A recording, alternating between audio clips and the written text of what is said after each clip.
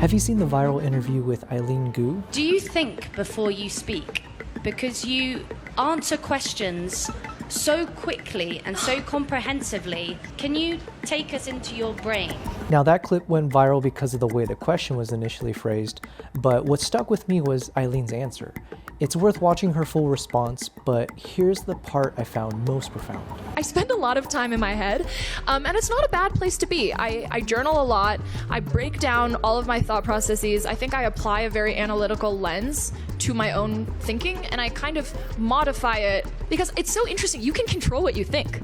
Like, you can control how you think, and therefore you can control who you are. She talked about training her brain the same way she trains her body for her sport. And I sat there thinking, why don't more of us think this way? Because I think this should extend to how we think about creativity. A lot of people treat creativity like it's a fixed trait, like your eye color. You either got it or you don't. And I don't believe that. I think creativity is a muscle. It can be trained, grown, and strengthened over time. The problem is you can't see it growing, so most people never think to train it. They see artists and filmmakers and assume they're just wired differently. But that's a lie we tell ourselves. More specifically, that was a lie that I told myself. Almost my entire adulthood, I've been a 9-to-5er. I had the corporate job, and I would watch these creative artists online and assume they were born for it, and that world was sealed off from someone like me. But fast forward, now I'm creating things I'm genuinely proud of and that my former self would never have considered I could do. And here's how I visualize it.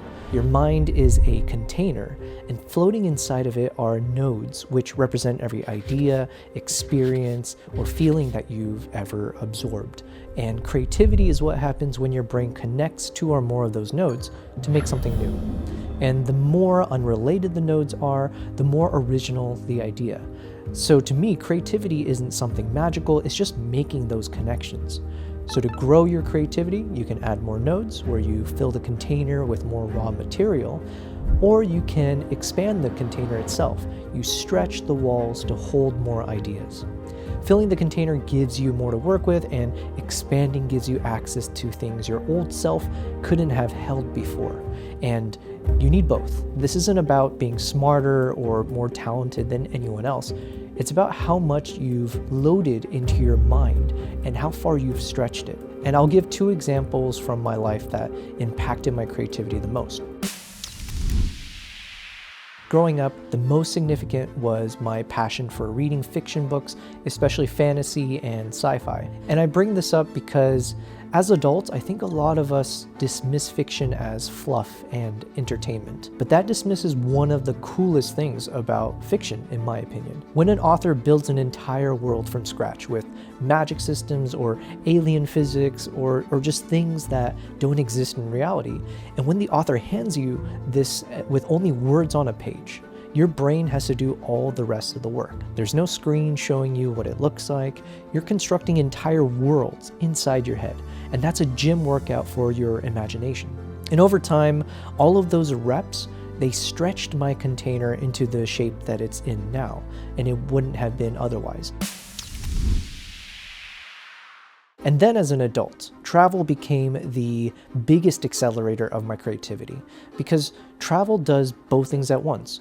When you go somewhere genuinely different, the culture, the food, the light, even the air, all of it hits you simultaneously, and it's a flood of new nodes into your container. But more than that, travel also detoxes you. It shakes apart the rigid truths that your routine builds up over time, the things you accept as just how the world is because you've been seeing the same version of life for years. Going to this foreign place, it breaks that open. It expands your container while also filling it all at the same time. It's like discovering new elements on the periodic table. Suddenly, your brain has all of these new variables it never had before to play with and to combine it into these new creative thoughts. But here's also the thing, and this is where Eileen comes. None of this works on autopilot. An Olympic athlete doesn't reach the top by just going through the motions. Every rep is intentional, and creativity is the same. You can be surrounded by new experiences and absorb almost nothing if you're moving through them passively. So now I'm intentional about all of it. I take notes on the moments in films that hit me emotionally to be a better filmmaker. I pay attention to what surprises me when I travel. I treat it like training and not just for entertainment. And I can tell you this actually works because I'm living in it now. The version of me sitting in a cubicle years ago could not have imagined what I'm doing now. Making films, telling stories, traveling the world, and going down this unpaved path. And none of it was talent I was born with. It was nodes I kept adding and a container I kept stretching day after day, year after year, until eventually the connections started happening on their own. And that's the proof for me. And if it worked for me, I know it can work for you. So if you take one thing from this, stop dismissing the unfamiliar, the weird movies, the hobby that has nothing to do with your career, or the book that feels like it's just for entertainment. Engage with it, but with intention, like reps at the gym. Every one of those is a chance to add a node and stretch your container. Be like Eileen. Train your brain with the intention an Olympian trains their body. The medal looks different, but the method is the same. You are a creative person. You just might not have trained for it yet. All right, so that's all I got. Until next time, stay focused, stay sharp. See ya. What do you think? Was that good? Boop.